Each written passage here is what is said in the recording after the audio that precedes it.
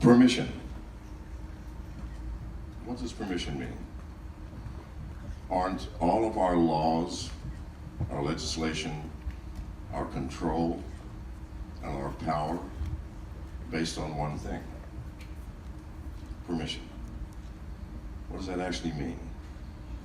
In America, I have permission to drink alcohol in most states.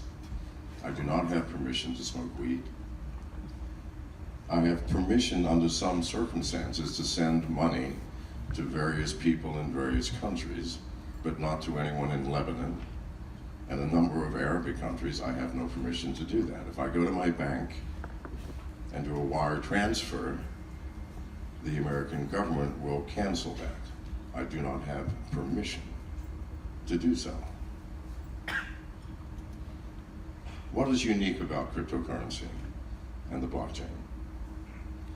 Roger Ver touched on it earlier. It is permissionless.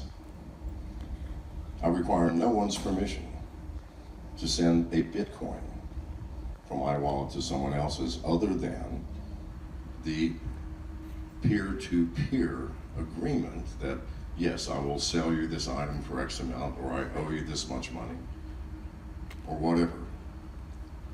It is permissionless. This is why governments, financial institutions, and other agencies that control the world as we know it today are so afraid of Bitcoin, Monero, Ethereum, all other cryptocurrencies. Because cryptocurrency itself is a threat to the status quo of those who are in power. Think about this. We stand up on these stages and we promote this currency against that currency. We talk about growth, we talk about investment. We're ignoring one thing. We are on the cusp of a new age, a new society, a new way of living, a society that potentially is free for every individual, as it should be. Because we only lose freedom by giving it up voluntarily. You can be free in this world of structure and control in your own way. Emerson said it best from jail. I feel free in the jail, you outside or not. Cryptocurrency frightens everyone in the existing power system. Governments, how are they going to collect taxes if we all use secure tokens or coins? With Monero, it's virtually impossible to determine who or what is happening with anyone's wallet, transfers in or out. This, by the way, is going to be one of the greatest changes in cryptocurrency, I promise you. If you think about what is happening today with Bitcoin, with Ethereum, with most of the cryptocurrencies, if I send you tokens or if you send me coins, then I have your wallet. I can go into that wallet anytime I want now and see how many coins you have, when you last transferred something and how much and to whom. Now, if this were your bank account, would you be happy if every time you wrote a check, the recipient of that check, you go, oh good, let's find out how much money you have. Let's find out where you're sending it and how much you received. Well, I'm not happy with it. And once you understand that this is the truth of what is happening today, you will not be happy with it. Or if you are, then you're a very unique individual. And yet we have the facilities with most of the privacy coins to avoid that one flaw in the vast majority of cryptocurrency transactions today. But I digress. Let's get back to permission. Governments. If you have permissionless transactions and anonymous transactions, what does this mean for governments? Number one, how do they collect taxes? because virtually all governments on the planet survive, live, and breathe on the taxes that they collect from the fruits of your labor. Not their labor, yours. I've paid in my life over $100 million in taxes, and I have received what? In America, next to nothing. I don't use the roads any more than anyone else. In fact, at my age, I don't even drive anymore. People drive me around, and I prefer to stay home, so I don't get that privilege. So if a government does not know where the money is flowing to and from, and for what, how can you collect taxes on anything? You can say, well, we rely on the honesty of the individual. Please, people, which of you, if you knew that no one could ever know what income you have received, are going to report that income to a government that will take 30% of it because of your reporting it? You're giving people too much credit. Few of us will do that. I will not. I don't pay taxes anyway. To me, taxation is theft.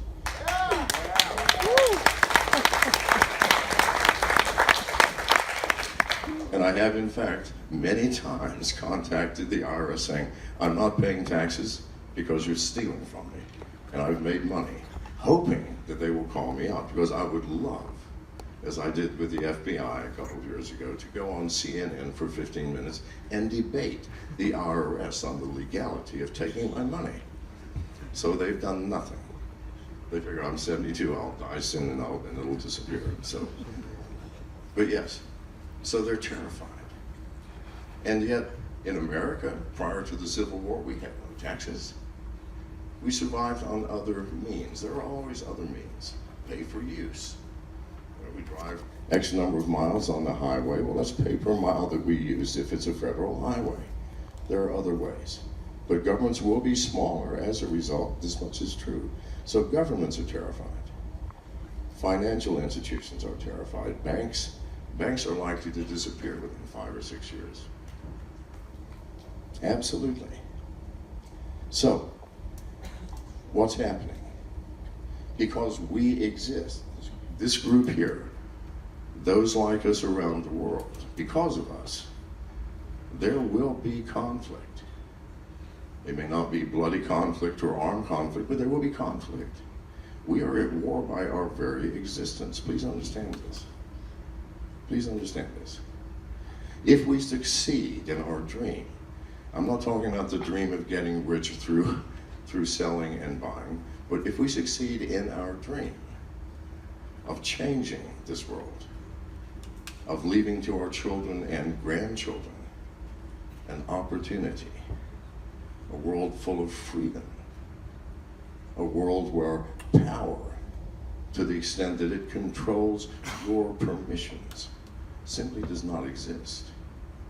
If we succeed in that, you must understand that those in power now will have lost, and they will not do so quietly or willingly. So our existence, our very existence, creates this war, which is happening now, whether you see it or not. Those who are controlling the price of Bitcoin, well, good luck with that for the next few years. It cannot happen. Now, in this war, what are our weaknesses? There's really only one, and that is centralized exchanges. Because until Bitcoin or other cryptocurrencies become some sort of standard, we have to convert from one currency to another, from Bitcoin to a fiat currency. This is our weakness, because our centralized exchanges, being centralized, what does that mean? We have a central location. We have an office somewhere. In China, Russia, America. That office can be shut down. How? You just raid it, arrest everybody, and burn the building, or shut off the electricity, steal the machines. That is our weakness. Will this be our weakness forever? Absolutely not. As I speak, thousands of developers in various different projects are attempting to develop decentralized exchanges.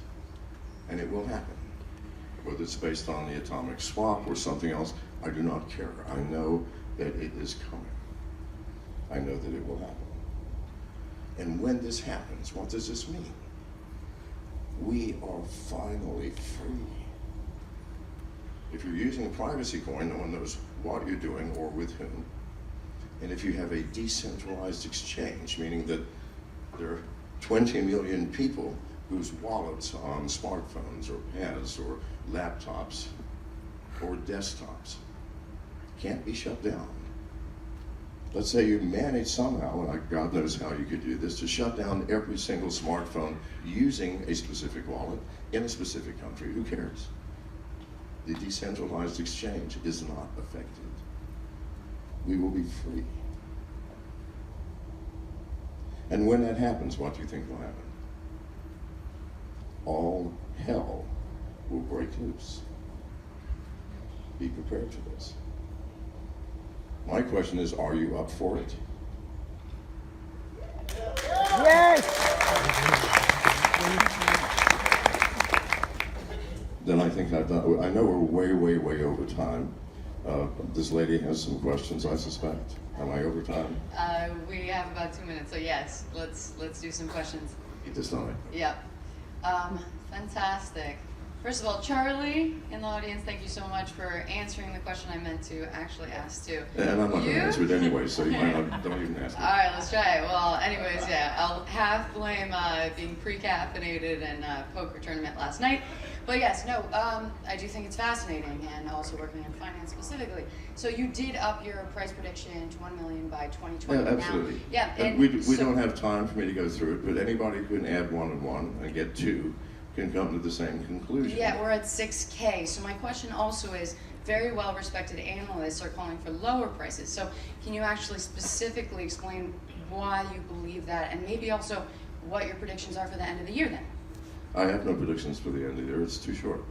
I do believe that long-term predictions, unlike Charlie Lee's statement, and I respect Charlie, but I disagree here that long-term predictions in the cryptocurrency field are absolutely possible. Why?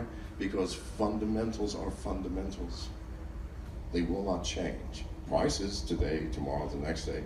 But if you actually believe something, if you purchased IBM stock when the world's first computer was created by IBM, and you go, whoa, I see where this is going, do you give a flying fuck what happens week to week? No. You know that in years to come, this will be the greatest investment ever.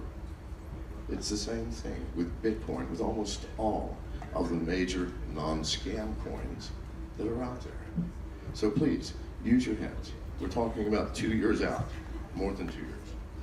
All right?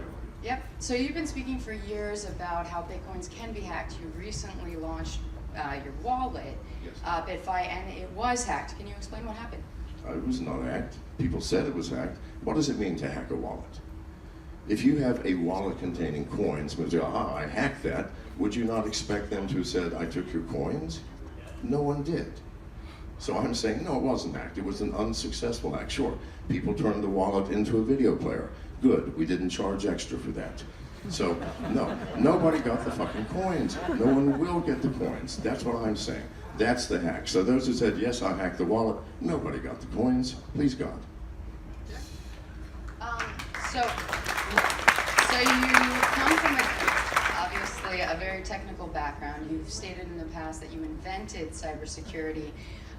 So my question is, with your tweets, with your public statements, how much should we take this as your technical opinion or as you having fun? Take it all as having fun. Please God. I'm 72 years old. What do I know? All right, but I am having fun, and I have in my heart an understanding of this world that those who are half of my age have not yet seen. And I see in cryptocurrency the future or potential future of a free society. Good God, in 72 years I've never seen it. I've never seen that opportunity. We have it here. Please God, don't waste it. All right, thank you so much.